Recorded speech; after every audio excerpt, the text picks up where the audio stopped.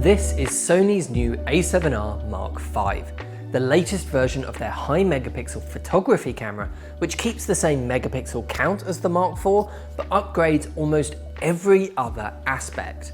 It's clearly better as a stills camera, but what about video?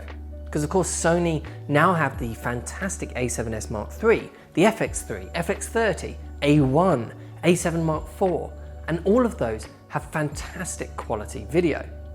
But of those cameras, you could argue that really only the A1 and A7 IV have good enough stills performance to be that interesting as a hybrid professional camera. Cameras, of course, that are equally good between both stills and video work. And the A7S Mark III could fit that box, but its low megapixel count does kind of put people off for that kind of work. So as a hybrid option, this new A7R Mark V really fills that gap in Sony's lineup between the A7 Mark IV and A1. Its sensor is now a 61 megapixel backside illuminated full frame CMOS sensor, so that BSI technology should mean better image quality than the previous A7R cameras overall. And of course that 61 megapixel resolution results in incredibly detailed photos. This is the highest resolution camera in Sony's lineup, and easily one of the best stills cameras as well. Only really the A1 beats it. There are lots of improvements for stills use specifically compared to the Mark IV, but the one I'm perhaps most pleased to see is the new lossless RAW compression options. Before, we had the choice of uncompressed or full-size RAW, or compressed RAW, which was about 50% of the file size. But now we have these lossless RAW options, which Sony say will let us reduce the file size down without losing quality. I don't have time now to test it properly as we want to focus on video here, but in a camera with this many megapixels, any features like that are incredibly welcome. But let's talk about what has changed in video, and it's a lot. Sony have essentially brought the A7R range up to meet the rest of their current generation for video. The Mark IV could only do the original XAVC-S codec in 4K at up to 30p. With the Mark V, we now get that XAVC-S, XAVC-SI for all-eye recording, and XAVC-HS for H.265 recording. All of these are 10-bit now, and if you choose HS, you can actually go up to 8K 30p.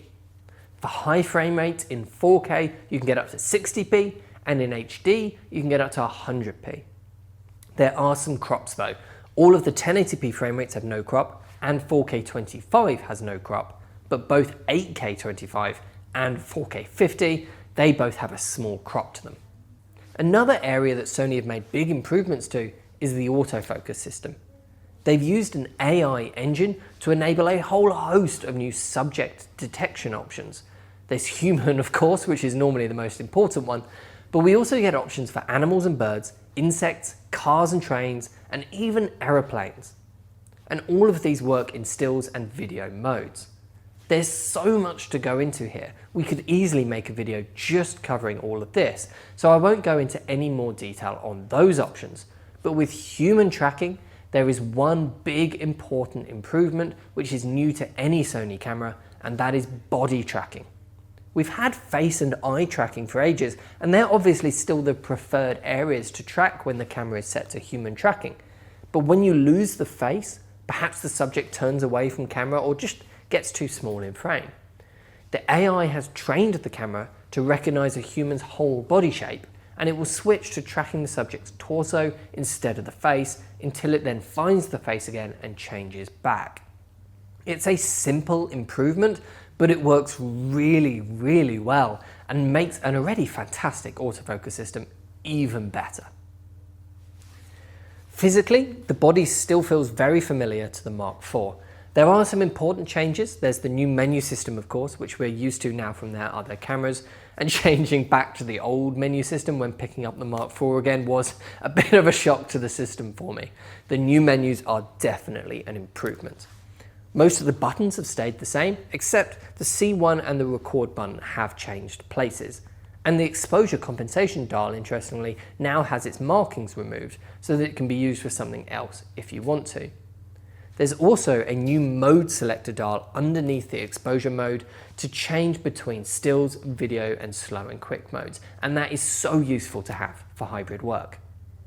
The card slots have now been upgraded to the new system, which we've seen on most new Sony cameras. That's 2 SD card slots, which can also take CF Express Type A cards. And we also now have a full-size HDMI port, which can do a RAW output as well, also bringing it in line with Sony's other cameras. The screen and viewfinder have also both had an upgrade. The EVF is the same 9.4 million dot 0.64 times viewfinder as they use on the A7S Mark III and the A1, which is still the best EVF I've used to date. And the LCD screen has had a resolution bump as well, from 1.4 million dots to 2.1 million dots.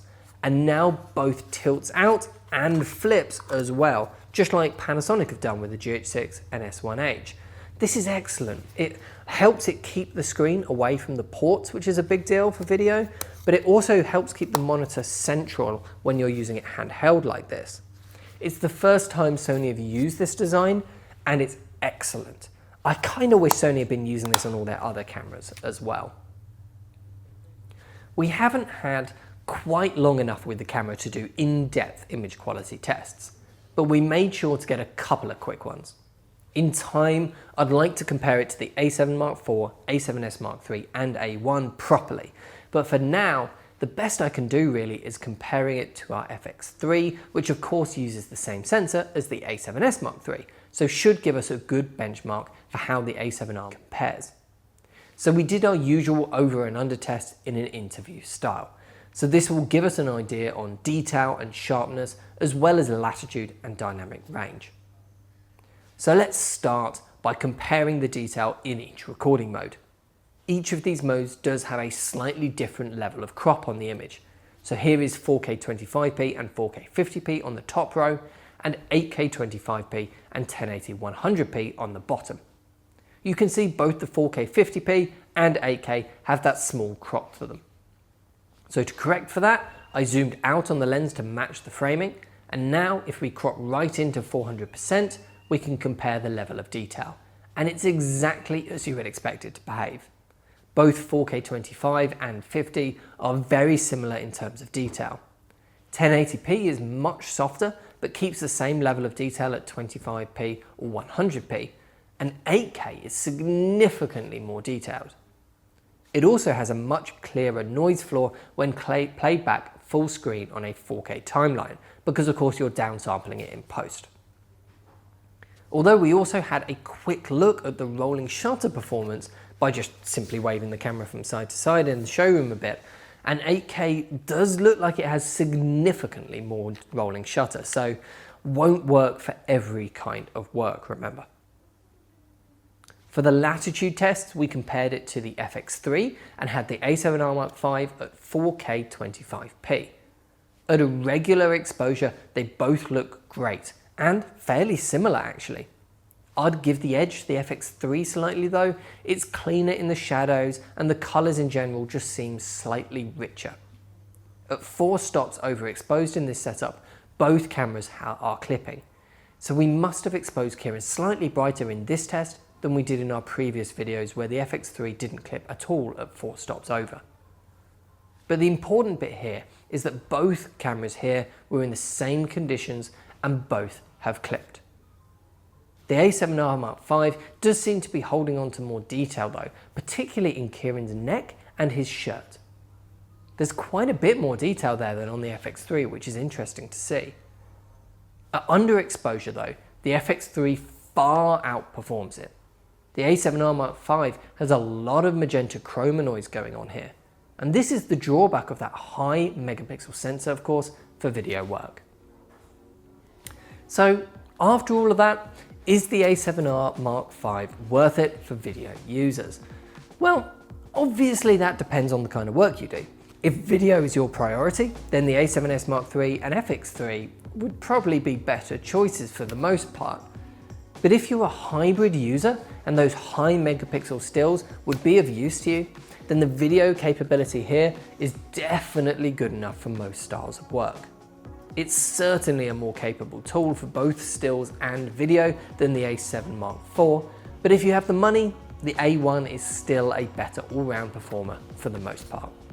But let us know what you think of the A7R Mark V down in the comment section down below, and if you want to pre-order one for your own work, of course, just head over to proreview.co.uk. Thanks for watching, and I'll see you in the next one.